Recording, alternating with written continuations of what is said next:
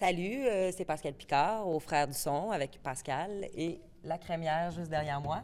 On va-tu manger un cornet? Oh, ben, il fait froid un peu, hein, quand même. Mais ça serait bon, ça serait bon. Mais là, elle est fermée, peut-être après le show. Combattre le froid par le froid. Ah, bonne idée. Pense à ça.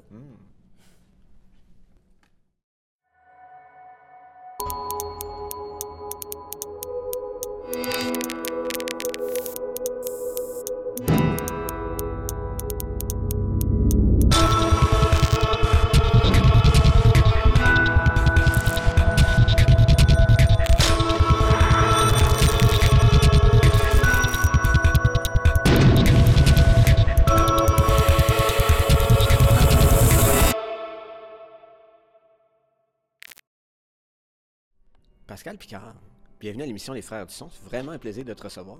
Ben, le plaisir est partagé. Bonjour, Pascal. Pascal, ça fait un bon moment que on n'a pas de nouveau matériel à se mettre sous la dent. Écoute, c'est sûr que la vie en tournée et tout ça, en Europe, en France, un peu partout, ça n'a pas dû être évident pour la création, j'imagine. C'est vrai, mais de la manière qu'on a tourné, on a comme je veux dire, on aime ça faire la tournée, mais on a besoin, après 2 mois que tu es parti de chez toi, tout le monde a des familles, des amis, on a toujours quasiment 1 mois off où, je veux dire, on reprend la guitare pour le plaisir, puis on compose des affaires quand même. Puis comme ça, quand tu repars après, ben, tu retrouves ta santé mentale un peu, là. Donc, c'est ça, mais en même temps, quand l'album va sortir, le prochain, ça va faire 4 ans que le premier est sorti. Donc, à partir du moment où il est sorti, il y a eu du nouveau matériel qui est sorti. Puis, je pense qu'on avait peut-être 20 chansons, mais il y a eu comme une élimination naturelle aussi, là, fait que là, on se ramasse avec 11 chansons dont on est quand même content. Bien, on n'est pas quand même, on est très fiers, en fait, là. Puis la création, bon, Pascal Picard, c'est un band d'abord et avant tout. J'imagine que vous faites ça en groupe. Oui, bien, la plupart, c'est quand même moi qui écris les paroles, puis les mélodies de voix. Donc, c'est sûr que souvent, ce qui arrive, c'est soit qu'on jamme quelque chose, on s'enregistre, on a une machine qui ressemble pas mal à la tienne, là. Puis on enregistre ça. Moi, je pars avec de mon côté, puis là, j'écris, dans le fond, la chanson, là, je fais la structure avec, puis je la ramène. Puis après ça, ben tu sais, ça peut partir dans n'importe quelle direction, là. Ou c'est moi qui pars quelque chose de mon côté, puis là, quand on arrive là, ben là, on va essayer ce beat de drum-là, puis la chanson, elle part. Mais c'est vraiment un travail d'équipe. C'est juste que pour écrire des textes, je pense que j'ai jamais fait ça avec personne. Puis, je sais pas comment... c'est comme quelque chose que je comprends pas nécessairement. Tu sais, à un moment donné, tu as une idée, puis là, ça sort, puis c'est comme tout normal, puis là, tu fais « j'ai une toune », tu sais. Fait que je sais pas si je serais capable de faire ça avec quelqu'un d'autre. Au niveau de ton univers lyrique, c'est quand même des émotions très intenses que tu véhicules, que ce soit justement des fois positif ou moins positif, disons. Des fois, c'est rentre dedans un peu plus et j'imagine que ça doit être la meilleure histoire qu'on peut avoir. Exactement, oui. Je pense que des fois, ça me permet de préserver... tu sais, je suis quelqu'un d'assez relax, là. Non, je suis très énervée, mais tu sais, je suis quand même de bonne humeur dans la vie, puis... je pense que c'est ça. C'est une belle manière d'extérioriser des trucs. Puis, justement, peut-être qu'en anglais, ça me permet d'être plus deep. Puis que j'ai l'impression que si je te dis à toi, hey, je fais le vraiment pas, puis j'ai envie de me foirer à terre, puis jamais me relever, ben tu sais, c'est pas ça que j'écris non plus, là. Mais en tout cas, non. Tu vois l'image, là. Et puis, il y a eu un bon engouement en Europe pour toute la tournée, un peu partout. Les gens te suivaient, puis même, je suis tombé sur un blog qui t'est dédié à Pascal Picard. Ah oui, les Français qui ont fait un genre de site fan club, là. C'était vraiment le fun, sérieusement. On a fait 3 tournées de 2 mois chacune. Les salles étaient complètes. Les gens réagissaient super bien, puis c'était des salles bien adaptées. Là. On est arrivé au début, c'était des salles moins grandes, puis ils étaient remplis, puis après ça, on a fait des festivals, c'était super le fun. Les émissions de télé aussi. Oui, les émissions de télé ont beaucoup aidé, en fait. On a eu 2 parcours différents. Au Québec, on est parti, puis vraiment, on faisait des shows pas mal avant que l'album sorte, puis là, après ça s'est comme fait un peu graduellement, même si ça a été quand même très vite, là, je peux pas me plaindre. Mais, tu sais, on n'avait pas les annonces à la télé, acheter notre album, pas de pancarte sur l'autoroute, c'était plus... Puis tandis qu'en France, quand on est arrivé là, c'est une grosse maison de disques, puis ça a été le contraire. C'est les grosses affiches dans le métro. On avait déjà un show de bouquet à la Cigale à Paris. Quand même une salle qui a 1000 personnes, qui a affiché complet, finalement, le premier show. On arrivait là, puis déjà, tout le monde connaissait la chanson Gate 22, mais ne savait juste pas c'était qui la chantait. Donc là, après ça, on a fait des shows, on a fait des apparitions télé, puis... Mais on est rentré par la grande porte là-bas, contrairement à ici.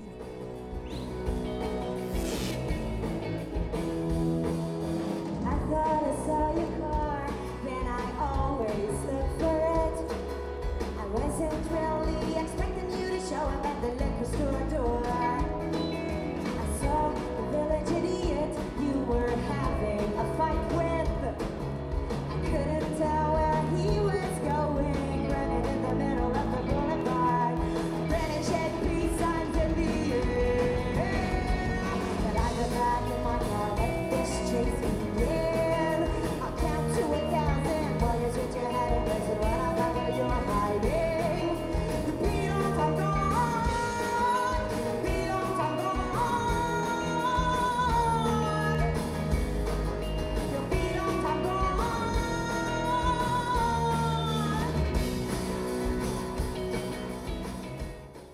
Est-ce que c'est un syndrome d'Internet et de notre génération de faire en sorte qu'on dirait qu'on a un court laps d'attention? Ouais. Trouves-tu que justement ça exacerbe un peu tout ça? Je comprends ce que tu veux dire. Je pense que c'est juste en changement. Qu'on a accès, je veux dire, les gens disent l'industrie de la musique, ça va pas bien, mais la musique va bien, puis la musique va toujours bien aller. Puis si les gens vont voir sur Internet, ils ont juste accès à plus de musique, c'est sûr qu'ils en download. Mais je pense que c'est juste, ça va juste se transformer. Tu sais, moi, je veux dire, j'ai copié des cassettes, je faisais des mix à toutes mes amies, puis il y en a un qui achetait la cassette pour la gang, puis on s'en tapait toutes, tu sais. Je veux dire, c'est ça. Je pense que la musique, ça va toujours fonctionner. Puis je me rappelle pas c'est quoi la question. Qu'on a comme un déficit d'attention. Un déficit d'attention. Ça se peut, mais je pense que c'est un défi pour nous de faire toujours des meilleures chansons parce que c'est juste... Il y a eu une période, je sais pas si c'est encore ça, mais où les gens faisaient un single par album, qu'il y avait une toune, t'achetais le CD, tu disais hey, « la toune était 40, t'achetais le CD », puis le reste, c'était vraiment pas bon. Je pense que là, justement, le fait que tu achètes une toune à la fois, que tu regardes sur Internet ce que t'aimes pas, ça force les gens à faire un album qui est au complet bon, tu sais, puis de pas prendre le monde pour des imbéciles, là, non pas plus. Faire du remplissage, non? Oui, exactement, là, c'est ça. En spectacle, bon, que ce soit le tien ou ceux des autres, quand tu vas voir un show, puis les gens parlent plus qu'ils écoutent, est-ce que ça t'atteint particulièrement? Il y a une époque où ça m'atteignait beaucoup, surtout parce que moi, il y a une chanson qu'on va faire ce soir aussi qui était sur le premier album qui s'appelait Annoying, qui est une chanson dans le temps que je chantais dans les bars ou les restaurants, que c'est comme un petit peu des endroits incongrus. Là. Les gens viennent pas pour voir un show, ils viennent manger puis faire leur partie de bureau. Puis il y en a tout le temps un qui veut monter sur le stage puis chanter la petite grenouille. Fait que, bon... Ça m'atteignait. À la fin, j'ai arrêté de faire ça parce que je trouvais ça dur pour l'ego, là, un peu. Là, maintenant, je pense que je préfère me concentrer.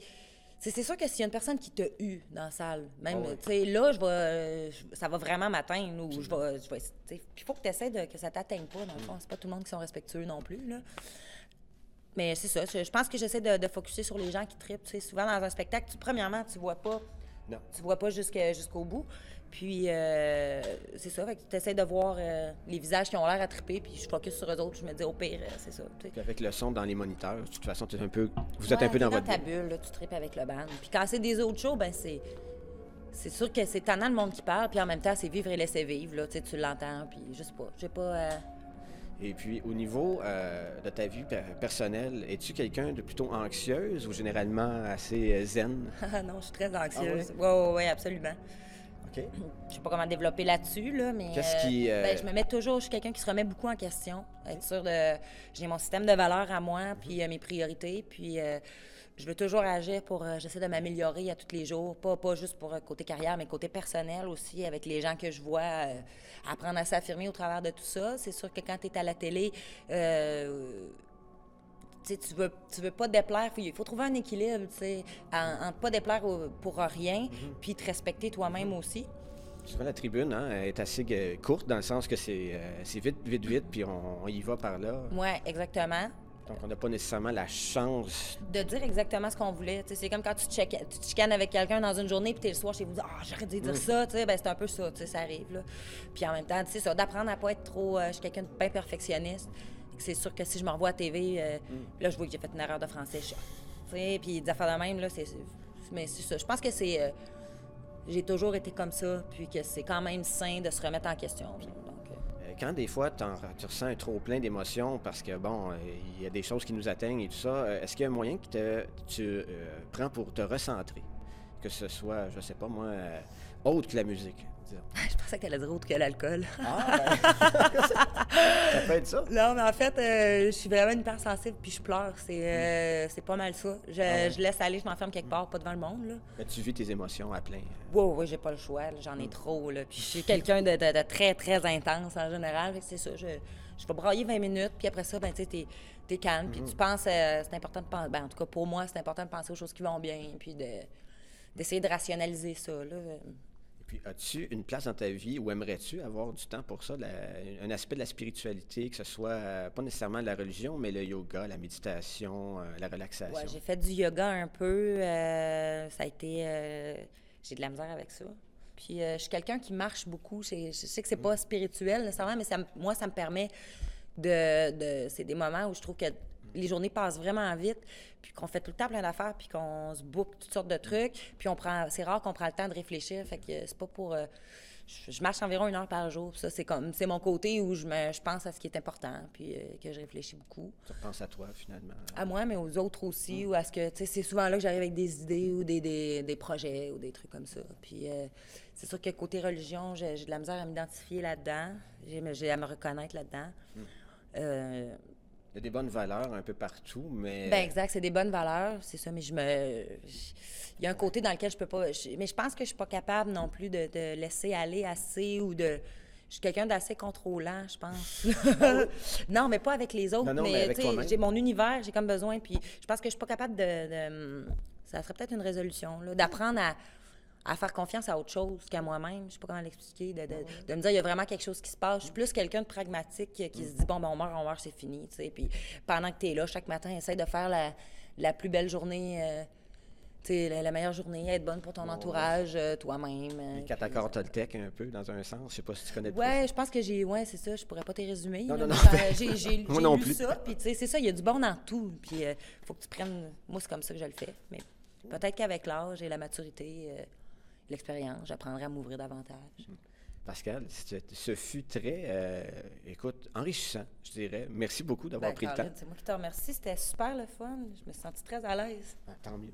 Yeah! Merci, Pascal. Merci, Pascal.